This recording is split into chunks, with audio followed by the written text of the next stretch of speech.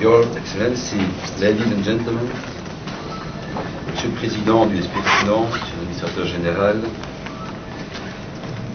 Mesdames, Mesdemoiselles, Messieurs, Dames et Messieurs, I thank the American governments for the financial and technical support. May I also thank you especially for the constructive collaboration in the realization of this very important project. Furthermore, I thank also the American Department of Energy for the installation and the Department of Homeland Security and Custom and Border Security.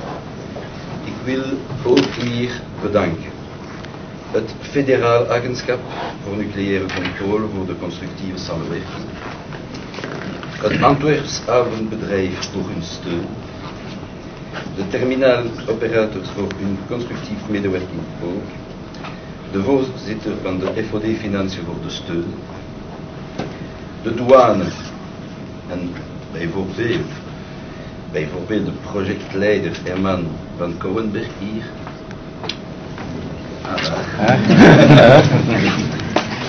De projectteam van de douane van Antwerpen, maar ook de Hogeschool Limburg voor hun wetenschappelijke begeleiding. Un mot simplement, parce que je pense que la presse attend peut-être de poser des questions et de se retrouver aussi sur le terrain, je crois que c'est ça le plus important. Lieven Meulart, en 3 langues, vous a exposé à peu près tout ce que cela voulait dire. Moi je veux simplement rappeler, je me souviens de ce méga conseil des ministres, les journalistes s'en souviennent aussi, vous savez, au gouvernement il y a eu 3 méga conseils des ministres, à Jean-Blou, à Raverseit et à Bruxelles. Le 3e, de derde, was voor deze project. C'était aussi pour la sécurité, c'était aussi pour entériner ce projet. Et ce projet a été signé le 24 novembre 2004. Je me souviens également de ce moment passé avec Monsieur l'ambassadeur et le ministre des Finances, dûment mandaté pour ce faire par le gouvernement belge. Alors je ne serai pas davantage plus long, mais on parle énormément de sécurité. Moi ce que je retiens, c'est 100%. Ça veut dire que dans ce filtre progressif, c'est tous les containers qui partent et qui arrivent qui vont, je dirais, subir ce contrôle, qui ne sera pas un contrôle qui va arrêter le commerce. Ça ne va pas freiner les opérations commerciales, ça va n'ennuyer personne, mais je retiens à la fois l'efficacité totale au niveau du commerce et à la fois l'efficacité totale au niveau du contrôle de la sécurité. Je crois que c'est là un élément essentiel. Deuxième chose dont on a peu parlé, mais je crois aussi qu'on doit être solidaire de tous les pays, c'est l'environnement. Il peut parfois arriver que des containers partent avec des déchets radioactifs, qui viennent d'on ne sait où, pour aller on ne sait où, pardon. Vous savez que, notamment, on a trouvé dans un pays africain beaucoup de déchets radioactifs qui ne devaient pas s'y trouver. Je pense que notre solidarité internationale commande aussi en matière d'environnement, que ce soit en entrée ou en sortie, nous soyons très attentifs. Troisième chiffre que je retiens, c'est finalement environ, en moyenne, 50 containers par jour qui feront l'objet du contrôle plus spécialisé. Après cette mise en place, la fibre optique, les portiques, et puis si les clignotants s'allument progressivement, l'équipe spécialisée proprement dite s'occupera de 50 containers par jour pour véritablement vérifier s'il y a un risque réel ou non.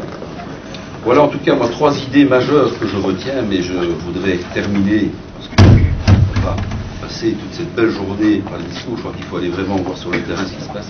Je voudrais terminer par des remerciements encore à nos amis américains qui nous ont fait cette proposition. Je voudrais constater que nous sommes pour l'instant en Europe, à la pointe en cette matière. Je crois aussi, comme je le dis toujours, quand quelque chose va bien en Belgique, autant le dire, on regarde toujours le train qui arrive en retard, on s'occupe rarement des 99 qui arrivent à l'heure. Eh bien, ici, nous sommes dans j'allais dire des trains ou des containers qui sont véritablement à l'heure ou à la pointe dans notre petit pays Belgique.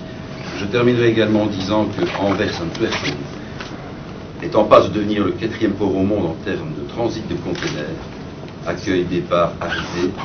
Je crois que le gouvernement a compris, parce que je défends souvent les matières douanières, M. Colpin le sait, le gouvernement a compris que pour Anvers-Louzé, mais aussi pour les aéroports et pour les douanes en général, nous avons une mission bien spécifique et importante en termes non seulement de sécurité et d'environnement, en termes de santé publique, en termes, je dirais, d'affaires économiques aussi. Parce que lorsque nous avons tous ces labels, je crois que ça permet aussi au monde économique d'avoir la confiance, que ce soit à l'intérieur de notre Belgique, de notre Europe, que ce soit aussi aux États-Unis, voire dans d'autres continents. C'est un aspect aussi que je voulais souligner. Alors je ne résiste pas, puisqu'il y a quand même quelques douaniers dans cette salle, à l'idée ou à l'envie de vous dire que nous allons créer, c'est très lié et à la fois peu lié, dans les quelques semaines qui viennent, ce fameux délit de contrefaçon, puisque le gouvernement a pris un accord là-dessus, donc ça va arriver au Parlement. Ce fameux délit de contrefaçon, nos amis français, je salue les collaborateurs français présents ici aussi, l'ont imaginé et voté déjà depuis 1994.